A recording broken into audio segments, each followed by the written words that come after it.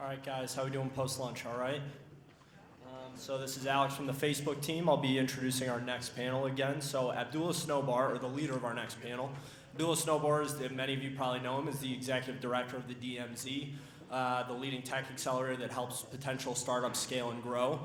More than a home for entrepreneurs, DMZ positively impacts the world by preparing tech founders for global expansion, which enables them to foster more made-in-Canada jobs and build technologies that change lives. To date, the DMZ has accelerated 436 companies that have raised over $700 million and fostered over almost 4,000 jobs. So that's incredible.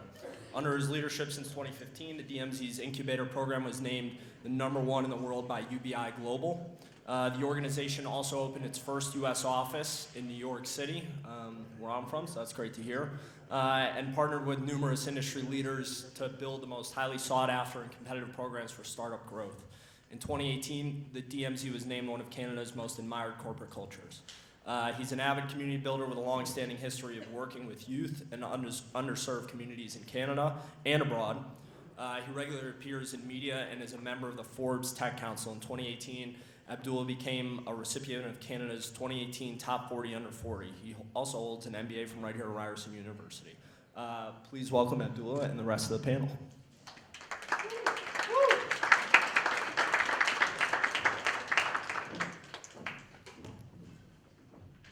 Thank you very much, Alex. Really appreciate it. And you're from New York, so I got to say, welcome to the City of Champions. Yeah, it's. I just got to always remind people that this is our time now, I guess, right? So, in any case, it's a delight to be here. Obviously, this is where I live, so I know nobody's here for me. You guys are all here for the panel. So, before we get started, I just want to give a chance to all of you to go around, quickly introduce yourselves and what you do within a minute, if that's okay. Thank you.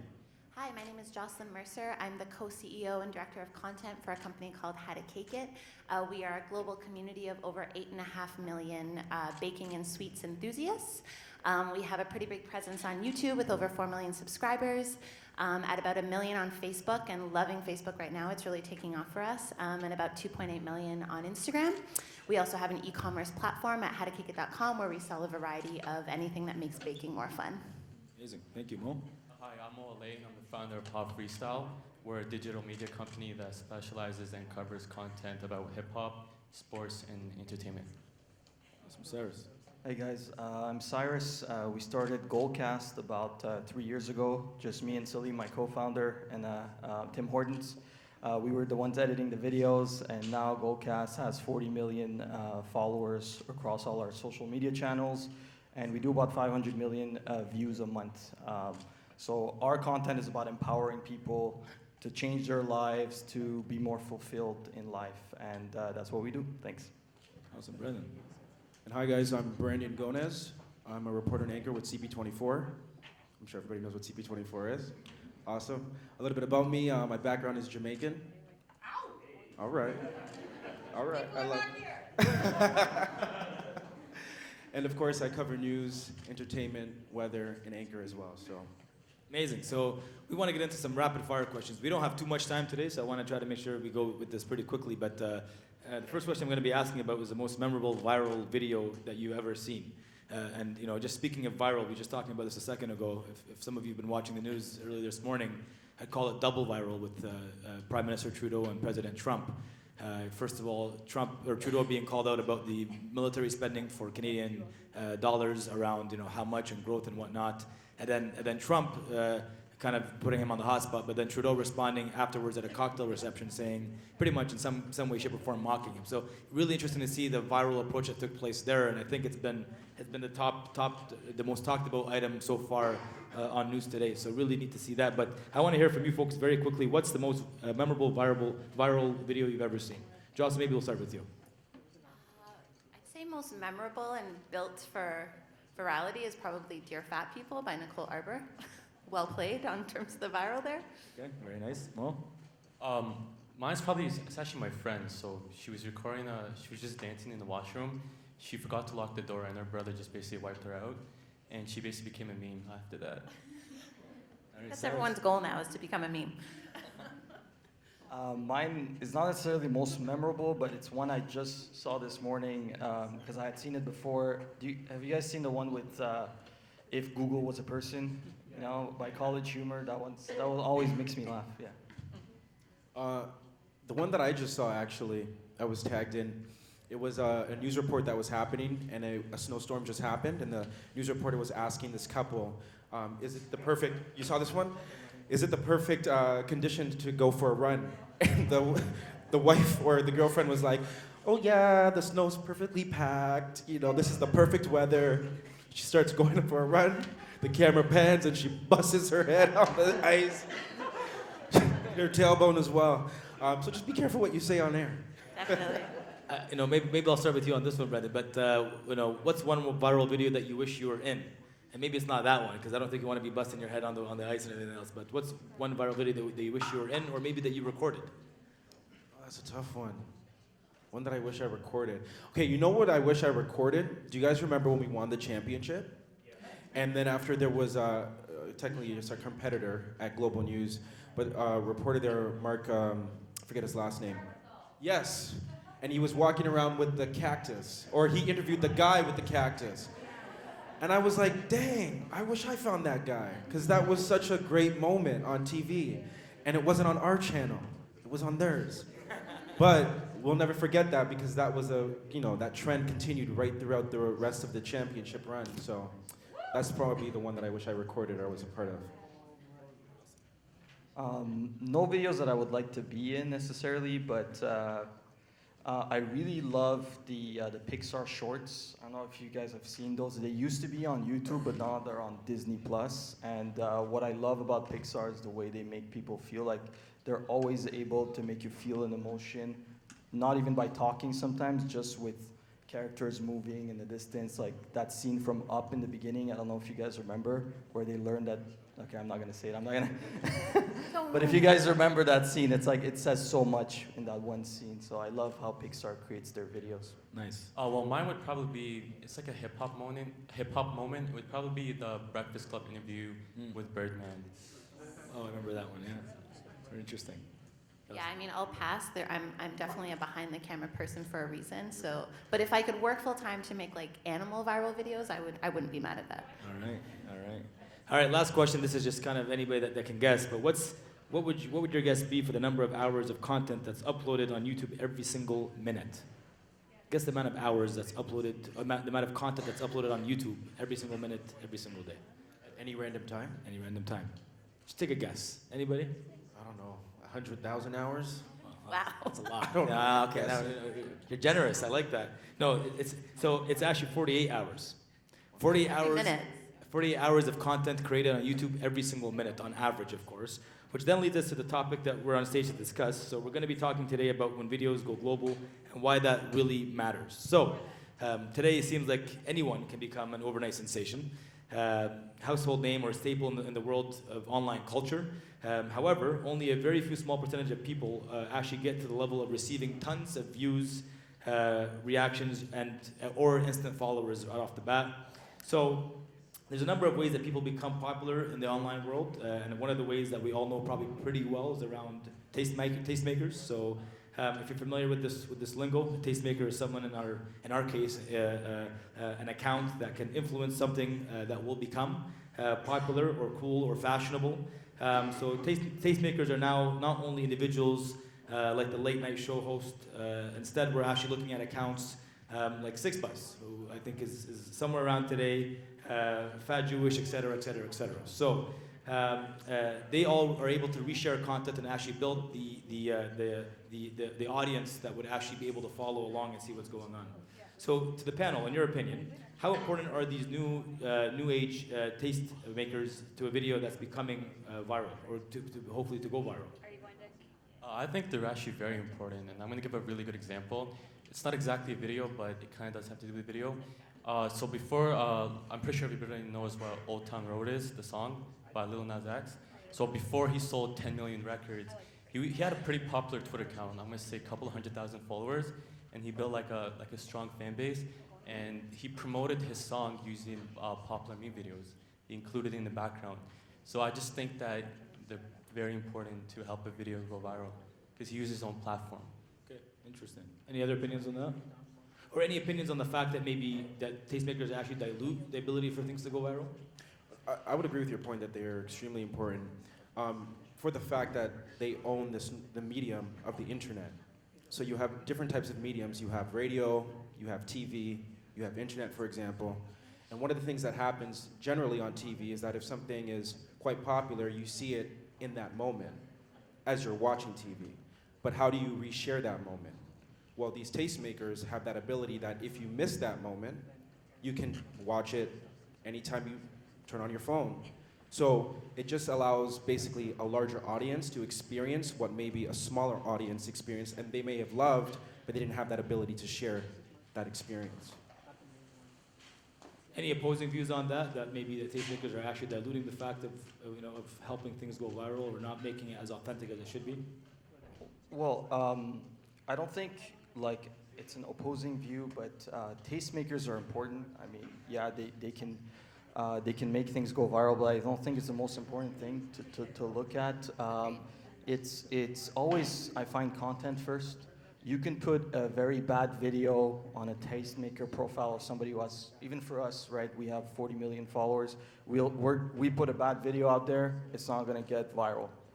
And I think it always starts with creating content that your audience wants to see, that you're giving value to your audience, and if that happens, then that's an amplifier. So I would see these tastemakers as amplifiers of something that already is good to the core. Yeah, I would agree. I think there's a lot of focus on the importance of viral video when what it's really about is, as a content creator, you building and serving your audience consistently. Because even if you have one viral video that a tastemaker helped you bring to light, it's the tastemaker that really owns that audience. Like, I'm gonna remember I saw it on that person's profile. I may not go and search you out. So, with any viral video, it's really about, as the content creator, making sure that you're following that up with consistent content that offers value so you can build your own audience, because that is where you're gonna have so much more power and control to continue making content that cuts through the clutter. So do you think then tastemaker platforms are becoming so powerful right now that if it's not reposted, then it's not really viral?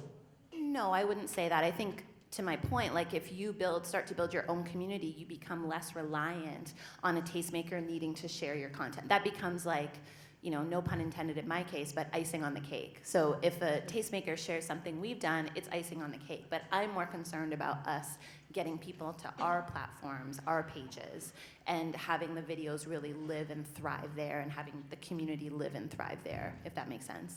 Absolutely. So when it comes to creating an online internet culture, then are tastemakers kind of taking the position as opposed to what Twitter or even hashtags kind of used to do in advance of this new kind of phenomenon? Anybody? I don't think so. I don't think they're more influential than the actual platforms, because you got to give credit to the consumers. So a lot of people, they're pretty good with just making stuff go viral organically. So let's say, for example, by the time the Shade Room posts your video, you already have 500,000 retweets on Twitter, so you already made it go viral. I do think it's important also to acknowledge who is behind these tastemakers. So what do they look like? Where do they come from? What are their backgrounds? Because at the end of the day, they do still influence. They have a large influence. So if you have just one demographic, for example, who have this large influence, then their interests, their tastes are the ones that they're going to be reposting. However, if you have a diversified group of people behind these accounts, then somebody who may not look like any of us on the stage, or who might reflect all of us on the stage, could have their content, if that's what their goal is, reposted, because certain people behind those pages actually come from the same experiences and can recognize maybe, oh, this is a video that other people might like. So it's always important to see, it's not that it's just one demographic that's promoting certain things, that it's a reflection of everybody. So everybody has the opportunity to see themselves reflected and the content that they like reflected as well. So maybe kind of talking about some of the targeting that would actually happen, and is there certain types of videos or memes that get more attention than others? Maybe as an example, funny videos getting more attention than others that we just don't realize as much, unconscious kind of bias around it? I think it's more about the audience. So I think a funny video can work anywhere, but the type of funny is probably what matters. The way the content is presented, edited, the length. I think that's more what it's about than like, I don't think the platforms are split up topically. It's more just the type of person, so the way that information is being presented. Something that might be funny to someone on Facebook for that demographic may not be as funny to someone on TikTok, right? So I think it's more about that, in my opinion. Yeah, like I think like a meme would probably perform better on Instagram or Facebook, but like something on Twitter, it could be like me recording the cat doing a backflip. It's probably gonna go viral on Twitter before it goes viral on Instagram, just because of how the platforms are. Cyrus, I was checking out some of the work that you guys are doing, and I kind of summed it up in a couple words, and I just said, change the world. That's a concept that you're probably trying to go after right now. In your opinion, are inspiring or emotionally touching videos more popular on a specific platform that you work with? Well, for us, for sure, our biggest platform is Facebook, just because when things start going viral on Facebook, it goes really fast.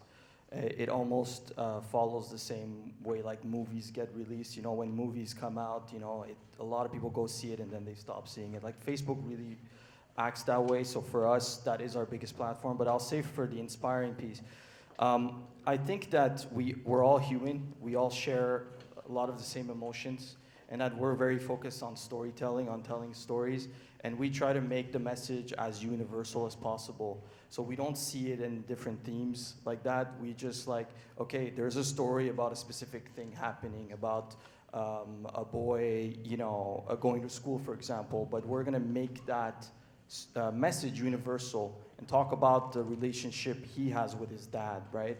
And that makes it that a lot of people can relate. Right. Brendan, maybe over to you for a second. So I think we see a lot of the times CP24 taking a lot of the viral videos, reposting it. How important is that for the core business of what you're doing right now? How much of a focus are you folks putting towards this? Is this becoming part of the the engagement on viral fun? What does it mean to CP24, you and another CP24 in general, to engage in this?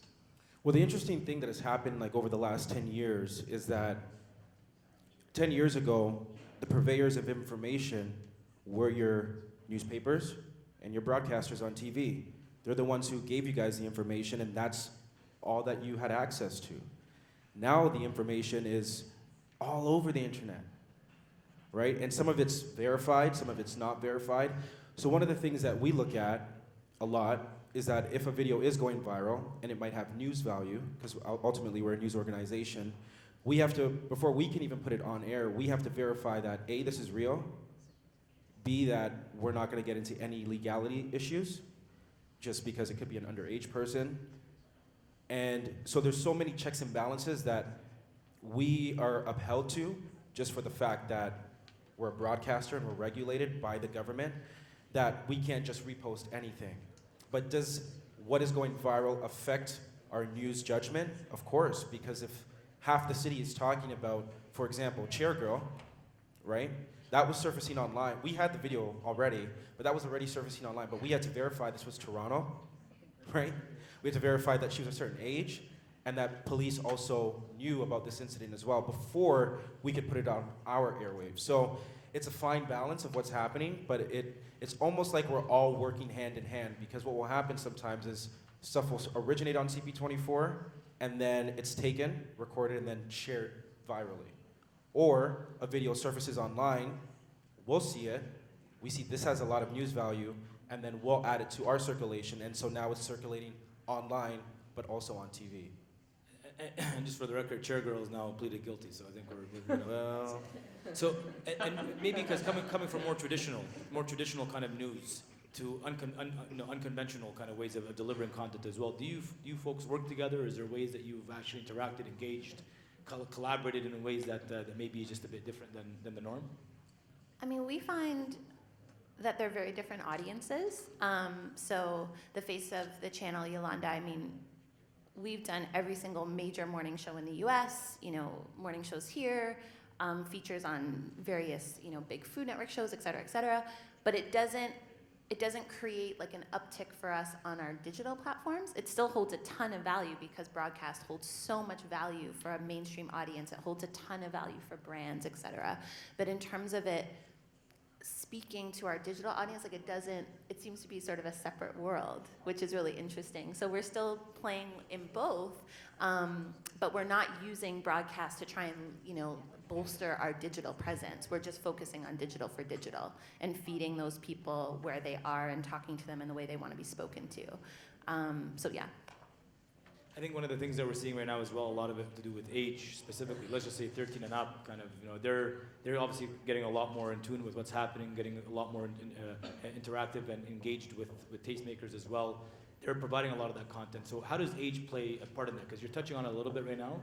Is there a bigger piece that we should be thinking about, talking about around the age of engagement on the forefront here? I mean, for us, we've seen a difference between the platforms with the age groups that we target.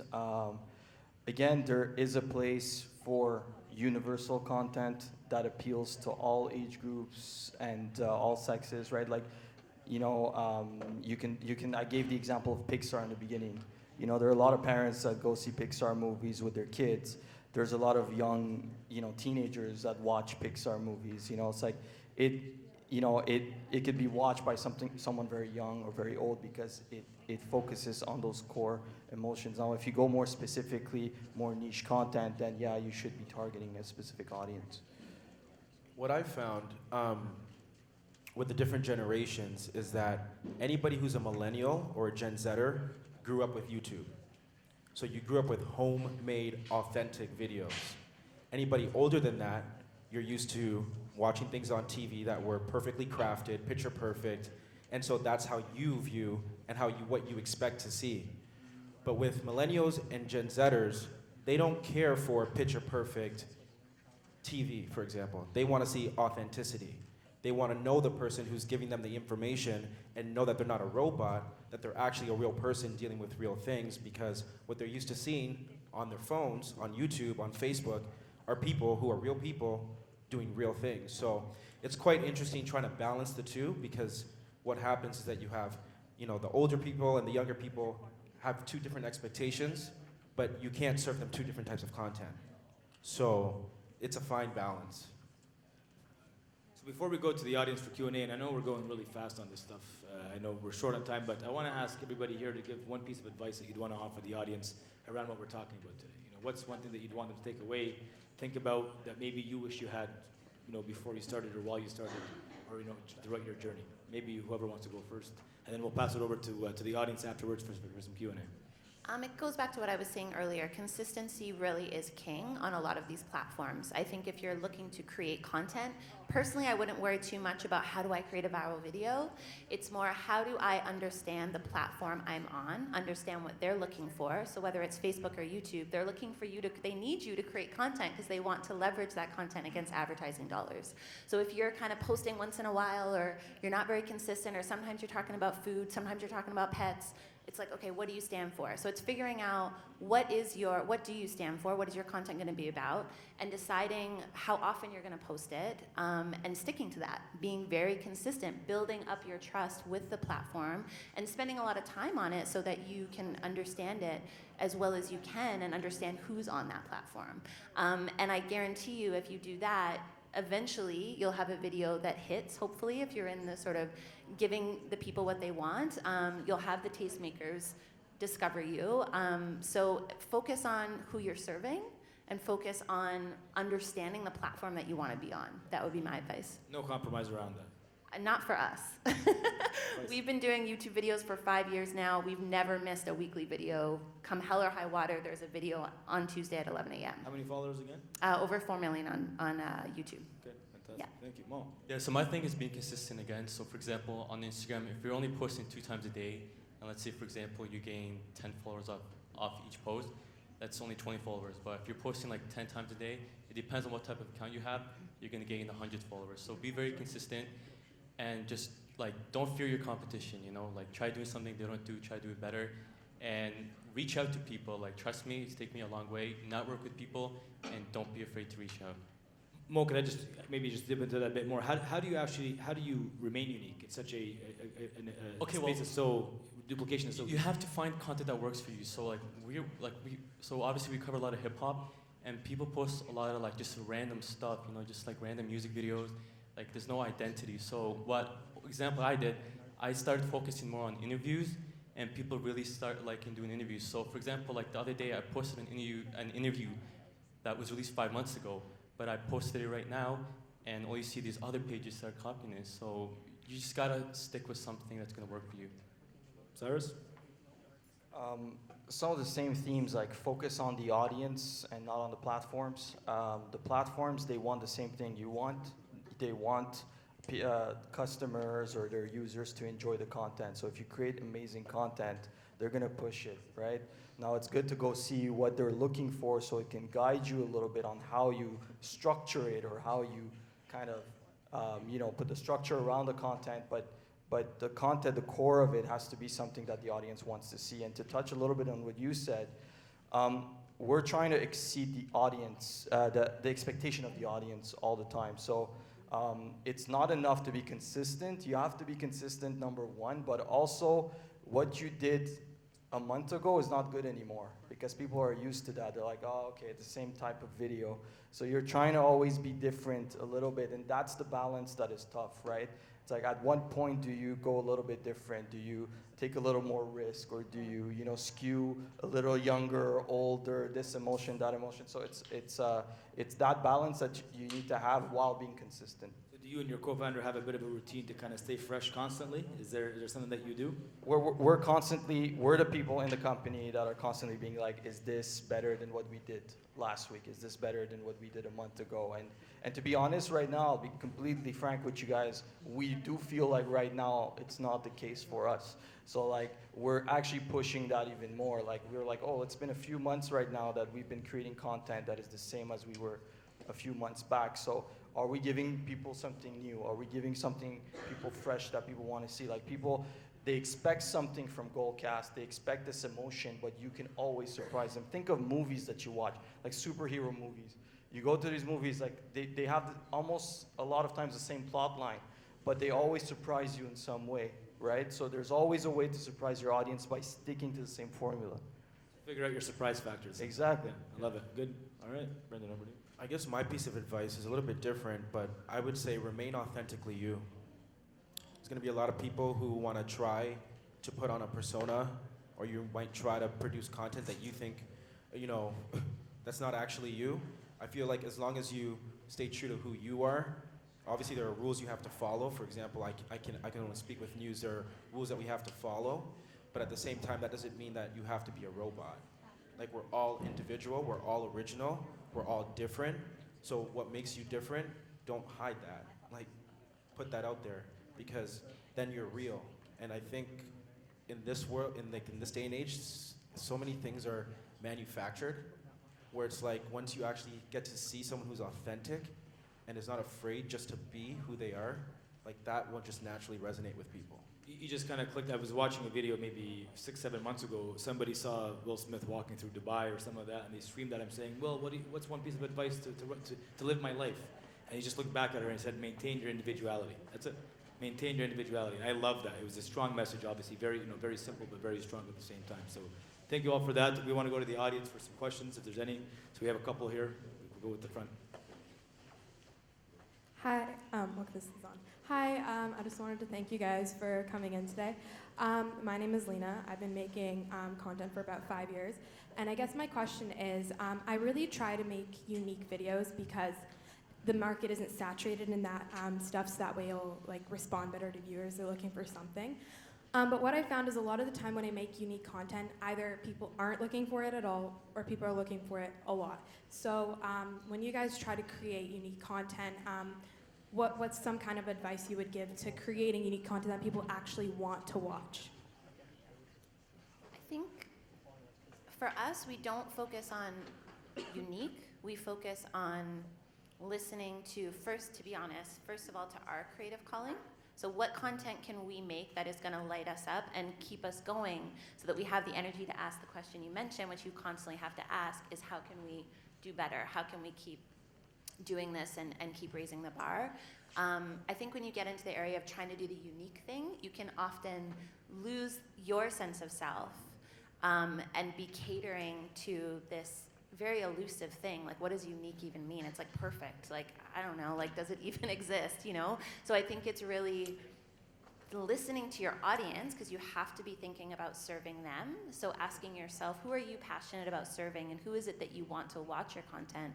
Listening to them, which we do a lot of. We listen a lot to our community, but also making sure it aligns with something that you want to go out and make again and again. Because to my point about consistency, once you sort of get there, you've got to keep going. And so if you're not passionate about it, like when we started How to Cake It, if I'd had to make simple tutorial videos of an overhead camera and someone's hands making a cake, I couldn't have done it as a content creator. It wouldn't have lit me up. I needed to make something that I was passionate about, which was shining the light on Yo's humor and bringing the entertainment to baking and the fun and talking about more than just batter, right? That's what lit me up, and that's what's allowed me to continue going for this long. So that would be my thoughts on that. So my thoughts would be, you have to test new things. Like when we post Yeah. stuff, we never know what's gonna work until we actually do it. So on Twitter, we already had 400,000 followers. On Instagram, we had nothing, but we started testing new stuff, and then we found something that worked for us, and we just kept on adding to it, and it finally worked. That's the key, adding to it. So we have a tendency to, when something doesn't work or we had expectations for it, what we do is we change the whole thing. We're like, well, it has to be completely new. I want to try something completely different. But don't forget about the things that worked for you. So keep those elements in and then be additive, right? Again, I love making the analogy to movies because I think it's all storytelling. When you look at movies, you look at something like Avatar, which sold it's the biggest movie ever, right? It has the same story as Pocahontas, has the same story as other movies that came before it. It's the same line of storytelling, but they do it in a different way. They add something new, they spice it up, they make it futuristic, right? So try seeing how you can change, not the formula, but the packaging, right? You actually hit all the points. Yeah. So essentially just like experiment and create things you're passionate about, and that's And talk to your audience. okay. You're not making content to watch it yourself, right? Yeah. Okay, thank you. Do we have time for one more question? One more? One more, go ahead. Yeah, because there's a few hands. Hello, everyone. Hello. So, I mean, it's really great hearing from you guys. I have a question because I feel like it would be really nice to hear from you guys, and I'm pretty sure a lot of people in the audience will probably have a similar question in their heads at least once in their life. When it comes to, I know you spoke, a lot of people have been speaking, panelists, they've been speaking about also like overcoming fear and, you know what, being genuinely you and embracing yourself. And I'm 100% for that. I also understand the importance of breaking stereotypes and how important breaking stereotypes is in a time like this where what you see is what you get online, right? I just want you guys to amplify your answer to my question. How important is it to break stereotypes in a time like this? Number one, to be able to change the kind of content that's being put out there, as well as inspire a whole generation of thinkers who think differently, if I can word it like that. I mean, for us, we didn't approach it as wanting to break a stereotype, but in the case of How to Cake It, you know, I think a lot of people thought of baking as something like your mom does, and it's like soft pinks, and, you know, Yolanda, I think, really opened people's eyes to the type of person you can be when you're a baker, quote unquote, and broke the stereotype of a baker just being a baker. You know, Yolanda is really more of an artist than anything. She just happened to choose cake as her medium. She could have done anything she wanted. But to be clear, we didn't approach the content with that in mind. We didn't think we need to break this stereotype. It happened by us just, I mean, my background's in television, so I was very used to having to work with a network and a multitude of people, a boardroom of people, to make content. I had to get 17 opinions before I could go make the show I wanted to make. With YouTube, with Facebook, with Instagram, we get to make exactly what we want to make. And that allows us to break a stereotype without even thinking about it, because we can just be ourselves. We don't have to think about, I don't have to answer to a network executive. I don't have to ask permission to make the content that I want to make, which is the beauty of these platforms. It's a natural place to break stereotypes because all you need to do is turn on your camera and be you. So I think it's really important in that sense. Yeah, I think the stereotype we were kind of facing is, oh, you guys are just a page, but we just broke out of that, start shooting our own original content, and just, you know, become an actual brand. By stereotype, do you mean the stereotype, like breaking stereotypes in society? Is that what you meant? Or You look at an individual and from the way they dress or the way they speak or the people they're around,